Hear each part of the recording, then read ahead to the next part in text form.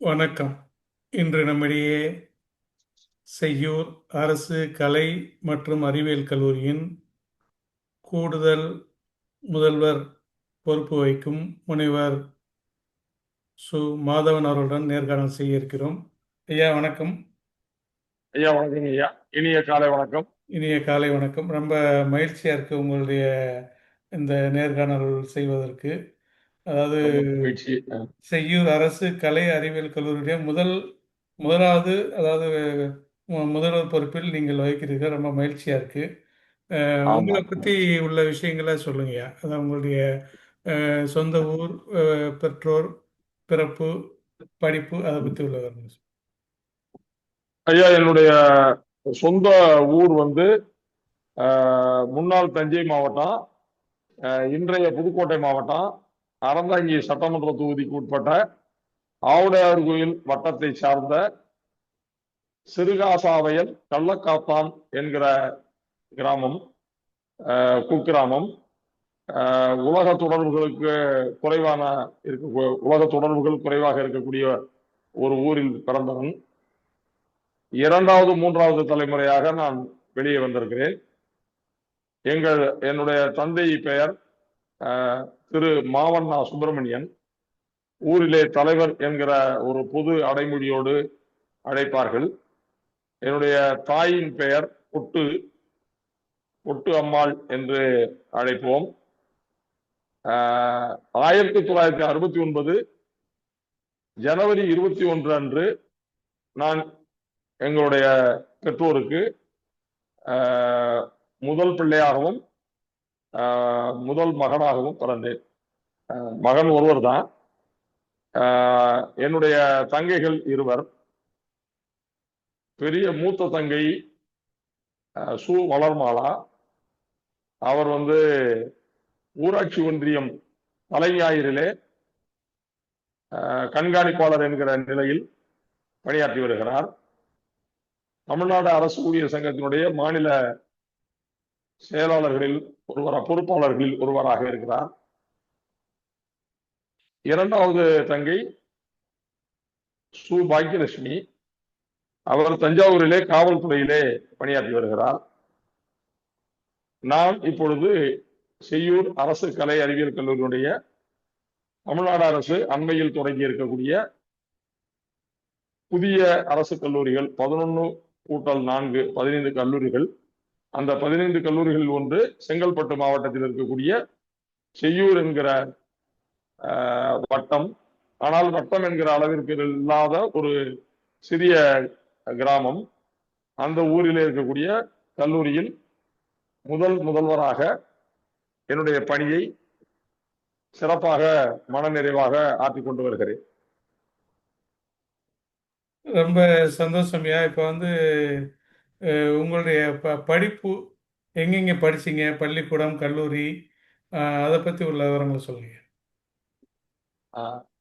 என்னுடைய 1ஆம் வகுப்பு படிப்பு அப்படிங்கிறது எங்கள் ஊரிலிருந்து ஒரு 4 கிலோமீட்டர் வெள்ளாற்றை தாண்டி, அதாவது எங்கள் ஊர் ஆவுடையார் கோயிலுக்கும் மணமேல்குடிக்கும் இடையில இருக்கக்கூடிய ஊர். ஆவுடையார் கோயிலிலிருந்து 11 கிலோமீட்டர், மணமேல்குடியிலிருந்து 16 கிலோமீட்டர் இடையிலே இருக்கக்கூடிய ஒரு ஊரு. வெள்ளாற்றங்கரையிலே வடக்கு கரையிலே எங்கள் ஊர். அதாவது காவிரி கடைமடை பகுதி ஊர். அந்த ஊரிலிருந்து அந்த வெள்ளாற்றை தாண்டி 4 கிலோமீட்டர், மொத்தமா 4 கிலோமீட்டர் பயணித்தால் பெருமருதூர் என்று ஒரு ஊரு. அந்த ஊர்ல அரசு ஒன்றிய தொடக்கப்பள்ளியில் 1ஆம் ஆண்டும் 2ஆம் ஆண்டும், அதாவது 1ஆம் வகுப்பும் 2ஆம் வகுப்பும் பயின்றேன். 3ஆம் வகுப்பு பயில்வதற்கு எங்களுடைய தந்தை எங்கள் பக்கத்து வீட்டு அண்ணன்கள் இருவர், ஒருவர் பொறியாளராக இப்பொழுது இருக்கிறார், ஒருவர் இராணுவத்தில் பணியாற்றி ஓய்வு பெற்றிருக்கிறார். அந்த இருவரும் அறந்தாங்கி ஆர்சி நடுநிலை பள்ளியிலே பயின்று வந்தார்கள். எனவே அவர்களை போல் நம்முடைய பிள்ளையும் போய் படிக்க வேண்டும் என்று 3ஆம் வகுப்பிலே அங்கு கொண்டு போய் சேர்த்தார். 3, 4, 5 ஆகிய வகுப்புகளை அங்கே படித்தேன்.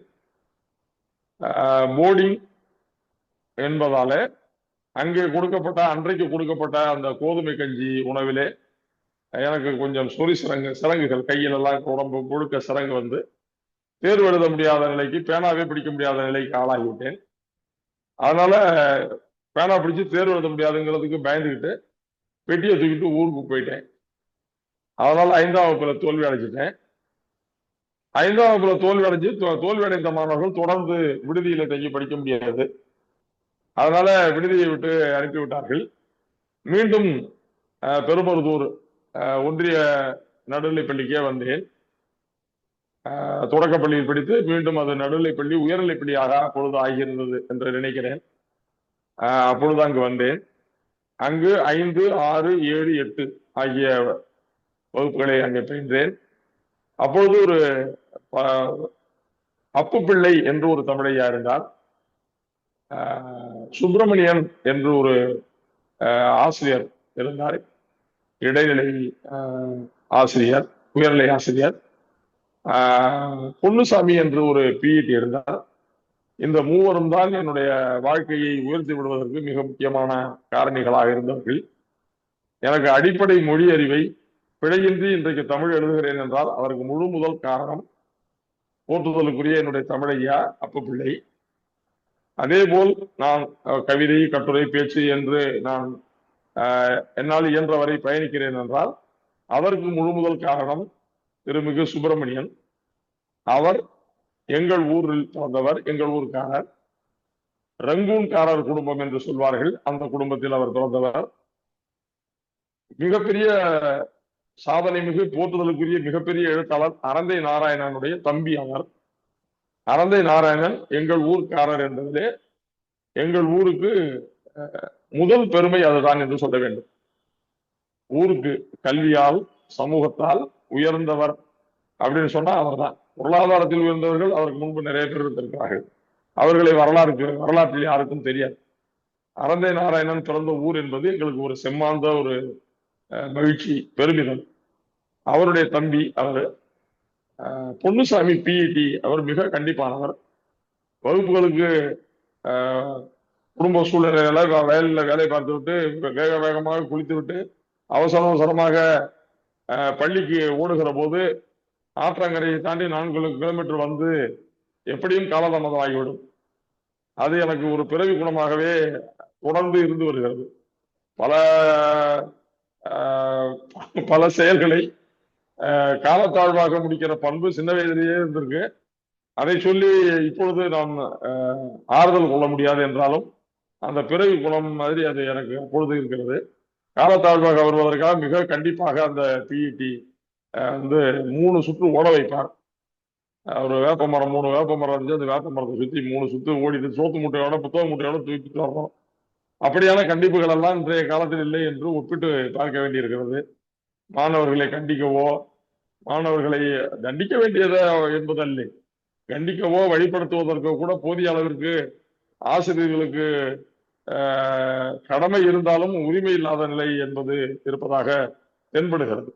மனித உரிமைக்கு என்பது அப்பாற்பட்டு ஒரு சில ஆசிரியர்கள் ஈடுபடலாமே தவிர பெரும்பான்மையான ஆசிரியர்கள் மாணவர்களை வழிபடுத்துவதும், நெறிப்படுத்துவதும், வளப்படுத்துவதும், அவர்களை சீர்மைப்படுத்துவதும் தான் ஆசிரியருடைய மிக முக்கியமான பணி என்பதனால இன்னும் ஓரளவுக்கு ஒரு கண்டிக்கிற ஒரு நிலைக்கு ஆசிரியர்கள் பயணிக்க வேண்டிய தேவை இருக்கிறது. அதை அரசும் சமூகமும் உணர வேண்டும் என்று நான் நினைக்கிறேன்.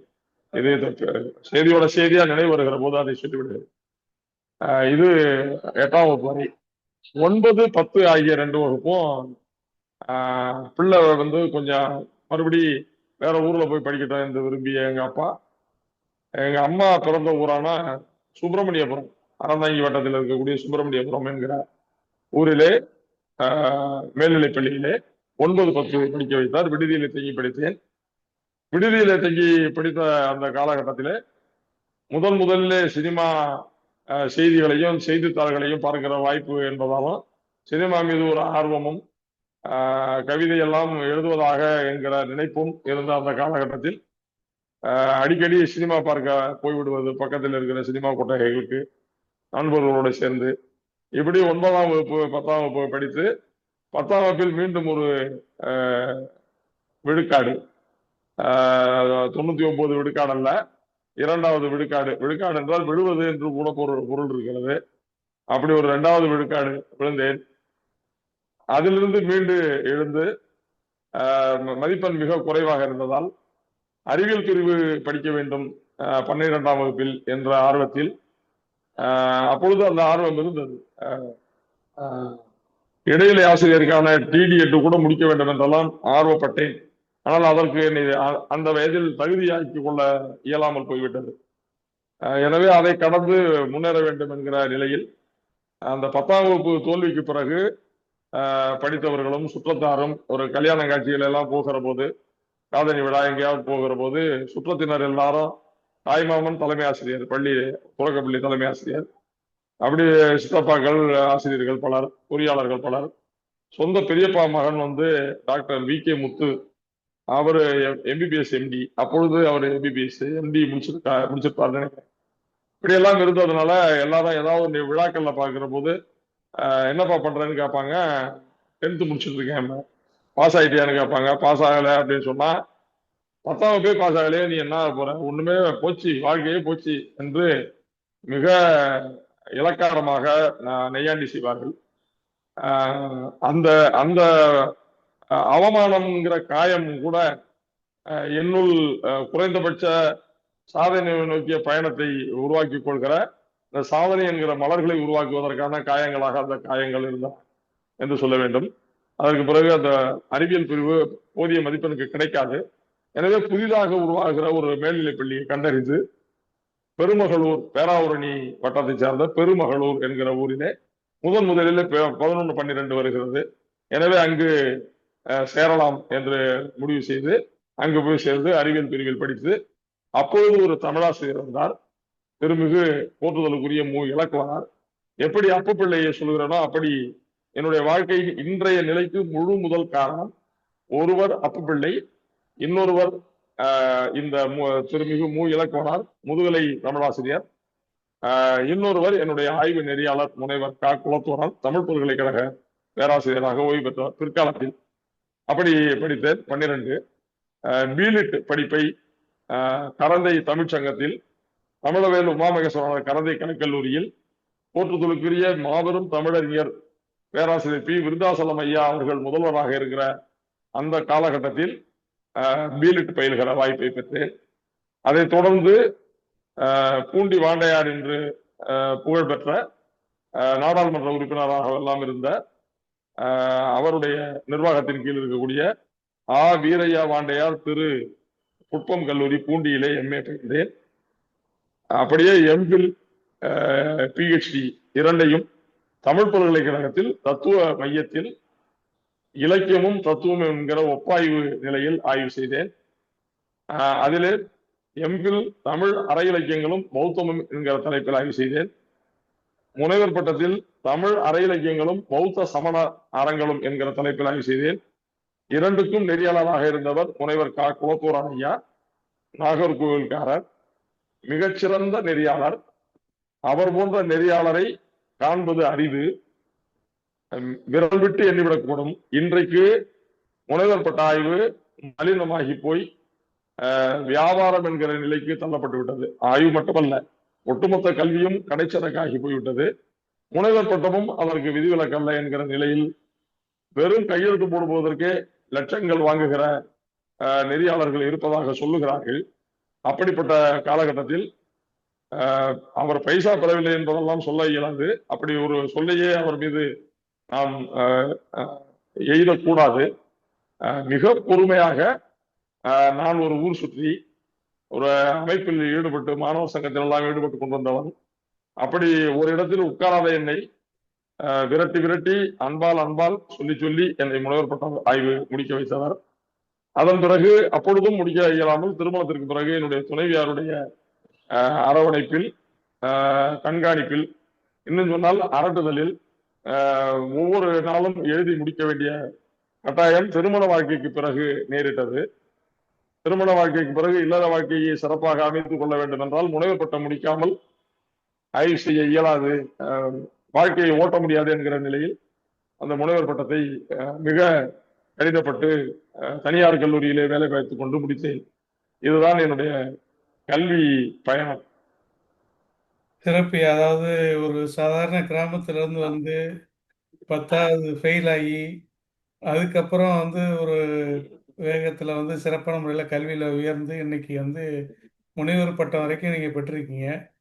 அது மட்டும் இல்லாமல் ஆமாங்க. இன்னைக்கு வந்து ஒரு சிறந்த ஒரு பொறுப்பு கல்லூரியோட முதல்வர் பொறுப்பில் நீங்கள் வகிக்கிறீங்க. இப்போ இந்த ஆமா. முனைவர் பட்ட ஆய்வில் வந்து நீங்கள் வந்து எடுத்த தலைப்பு வந்து தமிழ் அறை இலக்கியங்களும் பௌத்த சமணாரங்களும்.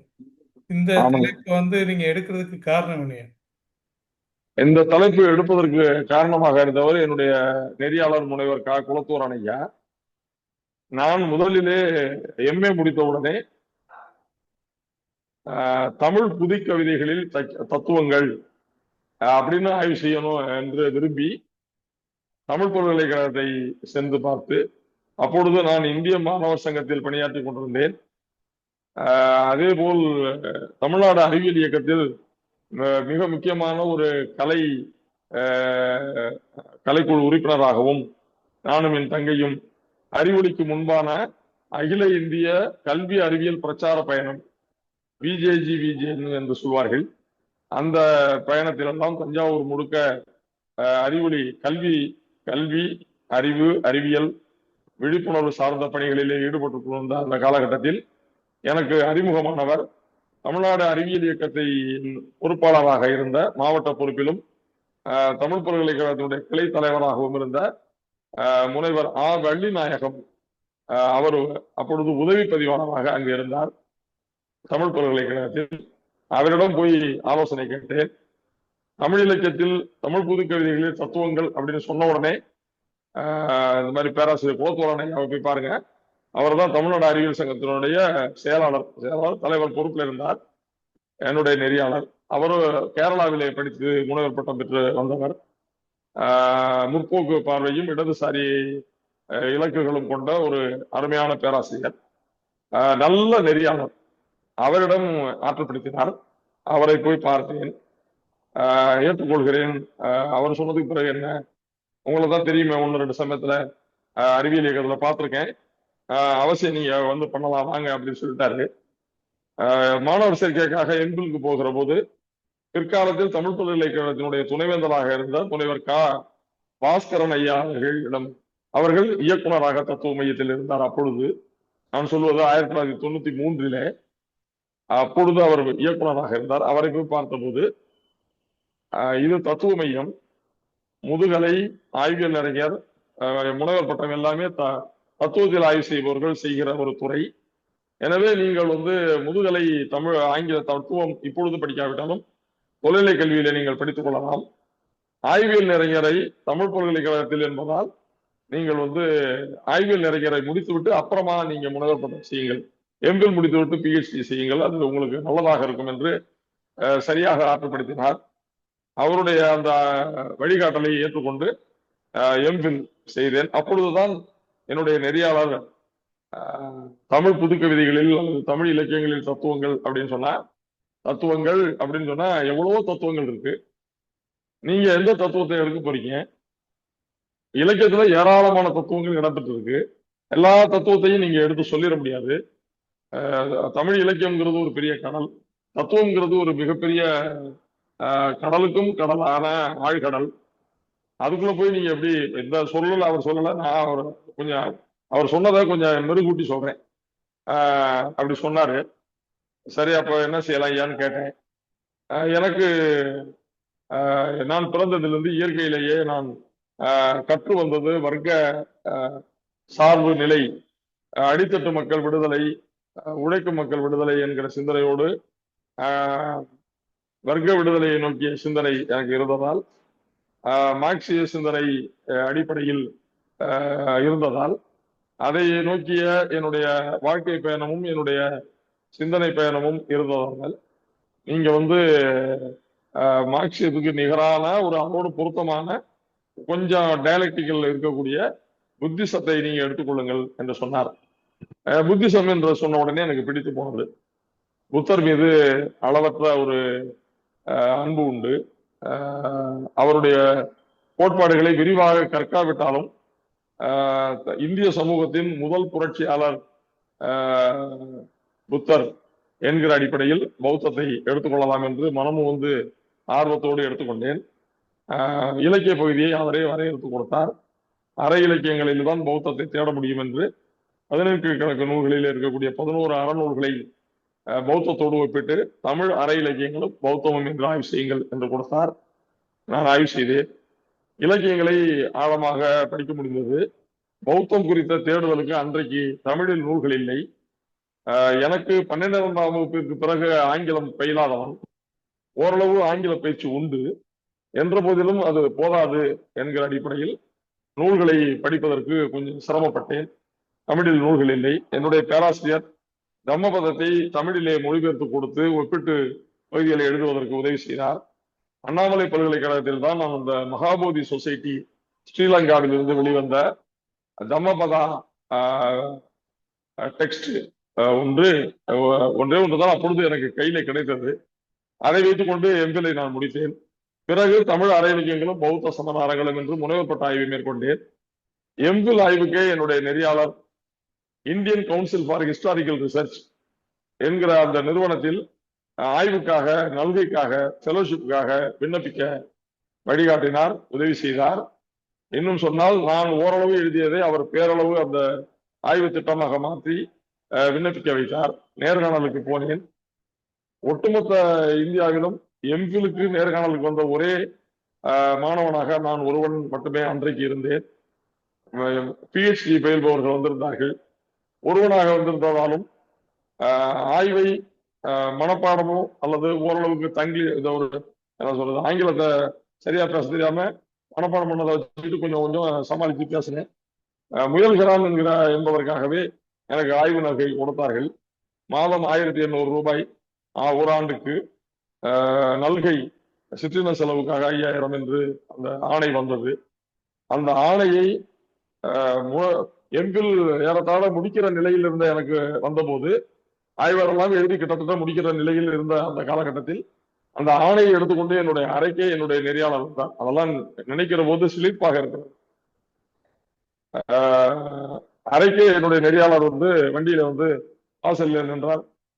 ஓசை வந்து சாரோட மாதிரி இருக்கேன்னு வெளியில வந்தா, நான் ஒரு குடிசையில் சிமினி விளக்கில் வைத்துக் கொண்டு சமைத்துக் கொண்டு 50 ரூபாய் வாடகையில் படித்துக் கொண்டு வந்தேன். அதற்கும் ஏற்பாடு செய்தவர் தமிழ்நாடு அறிவியல் இயக்கத்தை சார்ந்த முனைவர் வள்ளிநாயகம் ஐயா அவர்கள். சிட்டுக்கள் மையம் என்ற ஒரு அமைப்பில் ஸ்கூல் டிராப் அவுட் ஸ்டூடெண்ட்ஸ்க்கு, பள்ளி இடைவிலகல் என்ற மாணவர்களுக்கு கல்வி அறிவியல் பாடல்கள் வழியாக பயிற்றுவித்தல் என்கிற ஒரு நிலையில் ஒரு பயிற்றுனராக இருந்தேன். அதற்கு மாதம் 500 ரூபாய் தமிழ்நாடு அறிவியல் இயக்கம் கொடுத்தது. அந்த 500 ரூபாய் வைத்துக் கொண்டுதான் நான் வாழ்ந்து கொண்டிருந்தேன் அந்த இடத்தில். குடும்பத்தில் ஓரளவு வசதியை, தேவையை நிறைவு செய்யக்கூடியது இருந்தாலும் தொலை தூரத்தில் இருக்கிற எனக்கு அங்கு இருக்கக்கூடிய மிகுந்த பற்றுக்கோடாக இருந்தது அந்த தமிழ்நாடு அறிவியல் இயக்கமும் அந்த 500 ரூபாயும் என்பதை மறக்க இயலாது. அதே போல் நேர்காணலுக்கு போகிற போது தமிழ்நாடு மருந்து ஆளுநர்கள் சங்கம், TNMSRA என்கிற சங்கத்தை சார்ந்தவர்கள் நேர்காணலுக்கு செல்வதற்கு போதிய அளவுக்கு பணம் வசதி இல்லாமல் இருக்கிற போது ஆளுக்கு 50 ரூபாய் 10 ரூபாய் என்றெல்லாம் வசூலித்து எனக்கு அப்பொழுது 1500 ரூபாயை கொடுத்து என்னை வெளியனுப்பி வைத்தார்கள். இவையெல்லாம் ஏன் சொல்கிறேன் என்றால், நான் என் குடும்ப வருமானத்தில் மட்டுமோ, குடும்ப வழிகாட்டுதலில் மட்டுமோ, அல்லது என் சொந்த உழைப்பில் மட்டுமோ படித்து முன்னேறவில்லை. இந்த சமூகம் பல வகைகளில் எனக்கு உதவி செய்து என்னை உயர்த்தி இருக்கிறது என்பதை சொல்வதற்காக சொல்கிறேன். அந்த அடிப்படையில் நான் அப்புறம் முனைவரப்பட்ட ஆய்வு மேற்கொண்டு ஒரு 10 ஆண்டுகளுக்கு பிறகு, முன்பே சொன்னபடி திருமண வாழ்க்கைக்கு பிறகுதான் அதை நிறைவு செய்தேன். 2006 நிறைவு செய்தேன். 2007 டிசம்பர் 26 மாண்புமிகு முத்தமிழறிஞர் கலைஞர் ஐயா அவர்கள் முதலமைச்சராக இருந்த காலகட்டத்தில் ஒரு பைசா செலவில்லாமல் நான் தமிழ்நாடு அரசு கல்லூரி ஆசிரியராக, பேராசிரியராக, அன்றைக்கு விரிவுரையாளர் என்று பெயர், 26 டிசம்பர் 2007 திண்டிவனம் கல்லூரியிலே திரு கோவிந்தசாமி அரசு கலைக்கல்லூரி, அந்த திரு கோவிந்தசாமி அவர்கள் அண்ணா காலத்திலே, அண்ணா ஆட்சி காலத்திலே வேளாண்மை துறை அமைச்சராக, விவசாயத்துறை அமைச்சராக இருந்தவர். அங்கு பணியில் சேர்ந்தேன். இது அந்த அந்த முனைவர் பட்ட ஆய்வுக்குத்தான், அதோடு சேர்ந்து செவ்வியலியங்களுக்காக நான் மேற்கொண்டிருந்த தொடர் ஆய்வுகளுக்காகத்தான் 2008, 2009 அந்த காலகட்டத்திற்கு உரிய குடியரசுத் தலைவர் வழங்கிய பிரணாப் முகர்ஜி, மேதகு பிரணாப் முகர்ஜி ஐயா அவர்களுடைய கரங்களால் இளம் தமிழறிஞர் விருது, செம்மொழி விருதை 2012 பெற்றேன். நானும் என் துணைவியாரும் குடியரசுத் தலைவர் மாளிகைக்குள் சென்று அமர்ந்து விருதும் பெறுவதற்கான ஒரு மிகப்பெரிய ஒரு நினைத்தே பார்க்க முடியாத ஒரு பாதையை வகுத்தெடுத்து கொடுத்தது இந்த கல்வியும், இந்த ஆய்வும், இந்த சமூகமும், இந்த சமூகத்துடைய பங்களிப்பும் என்பதுதான். இதுதான் இந்த ஆய்வு பயணம். சிறப்பு சிறப்பு. அடுத்ததாக உங்களுடைய எழுத்து பணி, அதை பற்றி உள்ள விவரங்களை சுருக்கமா சொல்லுங்களேன். எழுத்து பணின்னா பெரும்பாலும் என்னுடைய ஆய்வு பணிகள் இப்பொழுது தொடக்கத்தில் நான் ஒரு கவிதை எழுத போவதாக ஒரு சினிமாவுக்கு ஒரு திரைப்படமே துணிந்து நில் என்று ஒரு இருந்த ஒரு சிறுவனாக நான் இருந்தேன். சினிமா பாடல்கள் போன்ற வடிவத்தில் பாடல்களும் ஒரு திரைக்கதையுமாக எழுதி, எனவே அது மீது திரைப்பாடல் எழுதணும் என்ற ஆர்வம் இருந்த, மேலிடலாம் இருந்த ஒரு காலகட்டம். எனவே கவிதை, பாட்டு, நாடகம் என்கிற நிலையில் பேச்சு, ஆங்காங்கே பட்டிமன்றங்கள், இப்படியெல்லாம் இருந்த பணிகள் எனக்கு உண்டு. என்றாலும் எல்லாவற்றையும் மேம்பட்டதாக நானே என்னை கண்டுகொண்டதாக, நான் கவிதைக்காரன், நான் பாட்டுக்காரன், நான் நாடகக்காரன், இன்னும் ஒரு சில திறமைகள் எனக்கு, வேளாண்மைக்காரன், எல்லாவற்றுக்கும் மேலாக வேளாண்மைக்காரன், அதுதான் அடிப்படை என்றெல்லாம் இருந்தாலும் எனக்குள் இருக்கிற மேலோங்கிய ஆற்றல், உயர்ந்து நிற்கிற ஆற்றல், எனக்கென்று இருக்கக்கூடிய தனித்துவமான ஆற்றல் என்று நான் கண்டறிந்தது ஆய்வு. அதை கண்டறிவதற்கு காரணமாக இருந்தவர் பேராசிரியர் ப. மதிவாணன், பேராசிரியர் அரங்க சுப்பையா, கரந்தை கல்லூரி பேராசிரியர்கள். பாரதிதாசன் பல்கலைக்கழகம் நடத்திய ஆய்வு கட்டுரை போட்டியில் பாரதிதாசனின் சமூக சிந்தனை என்கிற தலைப்பில் நான் ஆய்வு கட்டுரை தயாரித்தேன் பிஎட் படிக்கிற போது. அந்த போட்டியிலே இளங்கலை, முதுகலை, ஆய்வியல் அறிஞர், முனைவர் பட்ட ஆய்வாளர்கள் உட்பட கலந்து கொண்ட ஆய்வு கட்டுரை போட்டியிலே முதல் பரிசு ரூபாய் 500 என்று நினைக்கிறேன். 500 தான். 500 1991 முத்தமிழறிஞர் கியாபே விஸ்வநாதம் அவர்களுடைய கரங்களால், எனக்கு அம்மை பார்த்திருந்ததால் என்னால் போக இயலாமல் என் தந்தை போய் என்னுடைய பரிசையும் என்னுடைய சான்றிதழையும் பெற்று வந்தார். அதிலிருந்து ஆய்வுதான் நமக்கான பாதை, ஆய்வுதான் நமக்கு மேலோங்கி இருக்கிற ஆற்றல் என்று கண்டறிந்து அதிலே பயணித்ததனுடைய விளைவாக ஏராளமான ஆய்வு கட்டுரைகள் எழுதியிருக்கிறேன். இணையதளங்களில் எல்லாம் இருக்கின்றன. நூல்கள் ஒரு சிறிதும் பெரிதுமாக ஒரு 19 நூல்களை வெளியிட்டிருக்கிறேன். பெரும்பான்மையானவை ஆய்வு நூல்கள். ஒரே ஒரு படைப்பு நூல், கொஞ்சம் கவிதைகளும் கொஞ்சம் பாடல்களும் என்று 1994 ஒரு சிறு நூலை வெளியிட்டேன், வெண்மணி பதிப்பகம் என்கிற பெயரில். இதுதான் என்னுடைய படைப்பு பயணம். முக்கியமாக பௌத்தம், சமணம், சங்க இலக்கியங்கள், காப்பியங்கள், தொல்காப்பியம், இந்த இலக்கிய பகுதிகளுக்குள் புழங்கி என்னுடைய ஆய்வு கட்டுரைகளை மிகுதியாக எழுதியிருக்கிறேன். பக்தி இலக்கியங்களுக்குள் சென்று எழுத வேண்டும் என்கிற பார்வை இருக்கிறது. முழுமையாக இன்னும் பயின்றறியவில்லை என்பதால் அதை நோக்கிய பயணத்திலும் நான் இருக்கிறேன். பக்தி இலக்கியங்களுக்குள் பௌத்த சமண இலக்கியங்களுடைய, பௌத்த சமண தத்துவங்களுடைய தாக்கமும் மோதல்களும் முரண்பாடுகளும் குறித்த ஒரு ஆய்வு நூலுக்காக அதை முயன்று கொண்டிருக்கிறேன். இது இல்லாமல் மிக முக்கியமாக தமிழில் இதுவரை வந்திருக்கக்கூடிய இலக்கிய வரலாறுகள் எல்லாம் பெரும்பாலும் இலக்கியங்களை பற்றிய குறிப்புகளை அடிப்படையாக கொண்டவையாகவும், அல்லது ஒரு ரசனையான பாடல்களை எடுத்துக்காட்டுகின்ற வகையிலும் அமையக்கூடிய இலக்கிய வரலாறுகள் தான் மிகுதி. திரு மு அருணாச்சலம் ஐயா அவர்கள் தொடர்ந்து எழுதிய நூற்றாண்டு வாரியான இலக்கிய வரலாற்றுகளே பல்வேறு ஆய்வு கண்ணோட்டங்கள் உண்டு. அப்படியான சில இலக்கிய நூல்களும் உண்டு. மிக முக்கியமாக தமிழறிஞர், இலங்கை தமிழறிஞர் முனைவர் ஆ வேலுப்பிள்ளை எழுதிய தமிழ் இலக்கியத்தில் காலமும் கருத்தும் என்கிற நூலையும், கார்த்திகேசு சிவத்தம்பி, கலாநிதி கார்த்திகேசு சிவத்தம்பி ஐயா அவர்கள் எழுதிய தமிழின் இலக்கிய வரலாறு என்கிற நூலையும் இரு கண்களாக கொண்டு ஒரு பரிணாம வளர்ச்சி நோக்கில் தமிழ் இலக்கிய வரலாறு என்கிற ஒரு முயற்சியில் இப்பொழுது பயணப்பட்டுக் கொண்டிருக்கிறேன். அதை எழுதி முடிப்பதுதான் என் வாழ்நாள் பணியாக இருக்கும் என்று நான் நம்புகிறேன். அதை என்னுடைய பணி நிறைவு காலத்திற்கு பிறகு நிறைவு செய்வேன். அதுவரை தரவுகள் சேகரிக்கிற பணியில் நான் ஈடுபட்டுக் கொண்டிருக்கிறேன் என்பதை சொல்லிக் கொள்கிறேன். வேறு ஏதேனும் நிறைவா, அதாவது இன்றைக்கு வந்து நீங்க மாணவர்களுக்கு, அதாவது இப்ப ஒரு முதல்வரா இருக்கீங்க, மாணவர்களை வந்து கல்லூரியில சேர்க்கக்கூடிய சவால்கள் மற்றும் மாணவர்கள் எந்த அளவுக்கு கல்வியில ஆர்வமா இருக்காங்க, இந்த விஷயங்களை சொல்லி நம்ம நிறைவுக்கு வரலாம். மாணவர்கள் அப்படிங்கிற போது இருபால் பொது சொல்.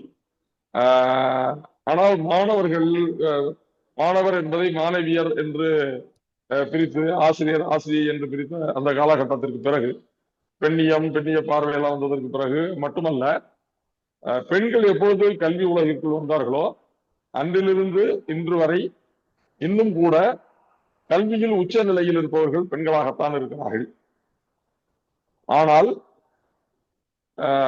குறைந்த அளவு பயின்றாலும் நல்ல புரிதலோடு சிறந்த ஆய்வுகளை மேற்கொள்பவர்களாக ஆண்கள் மேலோங்கி கொண்டிருக்கிறார்கள்.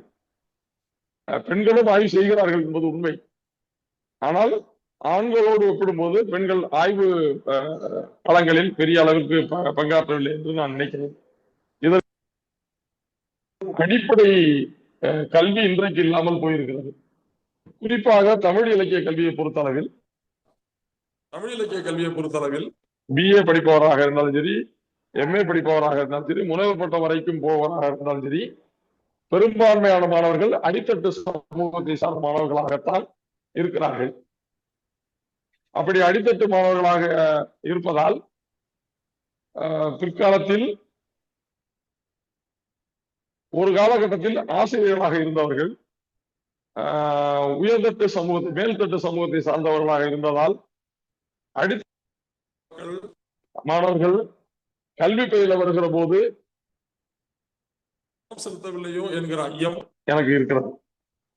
அதனுடைய விளைவுதானோ கல்வியில் மிகப்பெரிய சறுக்கல் இருக்கிறது என்று நான் கருதுகிறேன். இது ஒரு கருதுகோள் தான், முடிவாக சொல்ல முடியாது.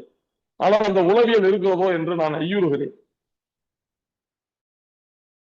அடித்தட்டு மக்கள் கல்வி பயில வந்ததால் மேல்தட்டு மக்களில் பலர் பாரதி போல், ஊஎஸ்ஆ போல், வாவு சிதம்பரம் போல், இன்னும் மிகப்பெரிய அறிஞர்கள் எல்லாம் எல்லோரையும் அரவணைத்து சென்ற பாங்கு உண்டு. எனவே ஒட்டுமொத்தமாக சமூகத்தை நான் குற்றம் சுமத்த விரும்பவில்லை. ஆனால் கல்வியை முறையாக கற்று, கல்வியை கற்றதற்கு பிறகாவது எந்த தெருவிலிருந்து வந்தார்களோ அந்த தெருவை மறந்து உலக மனிதர்களில் ஒருவன் என்கிற சிந்தனையோடு ஆசிரியர்கள் பயணிக்கவில்லை என்பது என்னுடைய கருத்து. இன்னும் சொன்னால் அது குற்றச்சாட்டு கூட. அப்படி கல்வி, அறிவு, வேலை என்பது ஊதியத்திற்காக மட்டுமே, வாழ்க்கைக்காக இல்லை என்று இருக்கக்கூடிய, அறிவு நிலையில் ஆசிரியராக இருப்பது என்பது வேறு, வாழ்க்கை நிலையில் எடுத்துக்காட்டாக இருப்பது என்பது வேறு என்று இரு பகுதியாக பகுத்து பார்த்தால் அந்த இடைவெளி இருக்கிறது என்று கருதுகிறேன். அந்த இடைவெளியின் ஒரு பகுதியாக எல்லா கல்வியும் பின்தங்கி இருப்பது போல் தமிழ் இலக்கிய கல்வியும் பின்தங்கி இருக்கிறது. எல்லா கல்வியும் முன்னேறி இருப்பது போல் தமிழ் இலக்கிய கல்வியும் முன்னேறி இருக்கிறது. இரண்டும் ஒரே காலகட்டத்தில் இரண்டு பாதைகளாக சென்று கொண்டிருக்கிறது. இந்த இரண்டு பாதைகளுக்கும் இடையில் முழுமையை எட்ட முடியாத மாணவர்களாக நிறைய பேர் இருக்கிறார்கள் என்று மதிப்பிடுகிறேன். எனவே எல்லோருக்கும் மிக சரியாக கொண்டு சேர்க்கிற கல்வி முறையை கொண்டு வர வேண்டும் அப்படிங்கிறது ஆசிரியர்களுடைய கடமை. எல்லோரையும் சிறந்த மாணவர்களாக உருவாக்க வேண்டும் என்பது ஆசிரியர்களுடைய கடமை. மாணவர்கள் என்பதை விட நல்ல குடிமக்களாக அவர்கள் எந்த தெருவிலிருந்து வந்தார்களோ அந்த தெருக்காரர்களாக இல்லாமல் உலகத்து மனிதன் என்கிற நல்ல நோக்கை, நல்ல பார்வையை, நல்ல வாழ்க்கையை, சிந்தனையை பெறுகிறவர்களாக மாணவர்களை உருவாக்குவதுதான் கல்வியின் கடமை, கல்வியின் இலக்கு. அந்த இலக்கை நிறைவேற்றுவதற்கு இன்றைய மாணவர்கள் கற்கை நெறி போதுமானதாக இல்லை. பொதுவாக தமிழ் என்றால் மாணவர்கள் மட்டுமல்ல, ஒட்டுமொத்த படித்த மக்களில் ஏறத்தாழ ஒரு 70 விழுக்காடு பேருக்கு தமிழ் சரியாக எழுத தெரியாது. இன்றைக்கு பட்டப்படிப்பு படிப்பவர்களில், ஒட்டுமொத்த பட்டப்படிப்பு படிப்பவர்களில் 80 விழுக்காடு 90 விழுக்காடுக்கு தமிழ் சரியாக எழுத தெரியவில்லை. தமிழ் இலக்கியமே படித்து முனைவர் பட்டம் வரை வருகிறவர்களில் கூட அந்த நிலை உண்டு. முதல் இளங்கலை சேர்கிற மாணவர்களில் 100 மாணவர்கள், இப்பொழுது எனக்கு 220 மாணவர்கள் சேர்ந்திருக்கிறார்கள். 270 மாணவர்கள் சேர்க்க வேண்டும். 300 மாணவர்களாக உயர்த்த வேண்டும் என்று நான் இலக்கு வைத்திருக்கிறேன். அதை நோக்கி பயணித்துக் கொண்டிருக்கிறேன். ஒரு 50 மாணவர்களை இன்னும் சேர்க்க வேண்டும், இன்னும் ஒரு 30 மாணவர்களை சேர்க்க வேண்டும் என்று போய்கொண்டிருக்கிறேன். ஆனால் இப்பொழுது சேர்ந்திருக்கிற மாணவர்களில் 220 பேர் சேர்ந்திருக்கிறார்கள். கண்ணை மூடிக்கொண்டு சொல்லலாம், 20 மாணவர்கள் நல்ல தமிழ் எழுதுவதில் தேர்வது என்பது அரிது. அப்படி என்றால் பள்ளிக்கல்வியில் ஆரம்ப தொடக்க கல்வி முதல் மேல்நிலை கல்வி வரை தமிழ் ஆசிரியர்கள் தமிழ் சரியாக பயிற்றுவிக்கவில்லை, பயிற்சி கொடுக்கவில்லை, தாள்களை திருத்தவில்லை என்பது தெரிய வருகிறது. இது தமிழாசிரியர்கள் மீதான குற்றச்சாட்டு என்று தமிழாசிரியர்கள் பொங்கி எழுவார்கள். நான் அறிவேன், அதை பற்றி நான் கவலை கொள்ளவில்லை. ஆனால் இது உண்மை. உண்மையை நான் உள்ளத்தில் உண்மை ஒளி உண்டாயின் வாக்கினிலே ஒளி உண்டாகும் என்கிற அடிப்படையில் உள்ள நிலைமை இப்படித்தான் இருக்கிறது. என் உள்ள நிலைமையும் இப்படித்தான் இருக்கிறது. நன்றி. நன்றி ஐயா, உங்களுடைய நேரத்தை இந்த நேர்காணலுக்கு வழங்கியமைக்கு மிக்க நன்றி. மீண்டும் ஒரு நேரில் சந்திப்போம். நன்றி, வணக்கம். ரொம்ப ரொம்ப மகிழ்ச்சி. எனக்காக இப்படி ஒரு நேர்காணல் தானாக முன் வந்து அழைத்து இதை செய்த முதுவை ஹிதயத்துல்லா ஐயா அவர்களுக்கு என் இதயம் ஃபுல்லா நன்றியை சொல்லிக் கொள்கிறேன். நன்றி. நன்றி. நன்றி. நன்றி.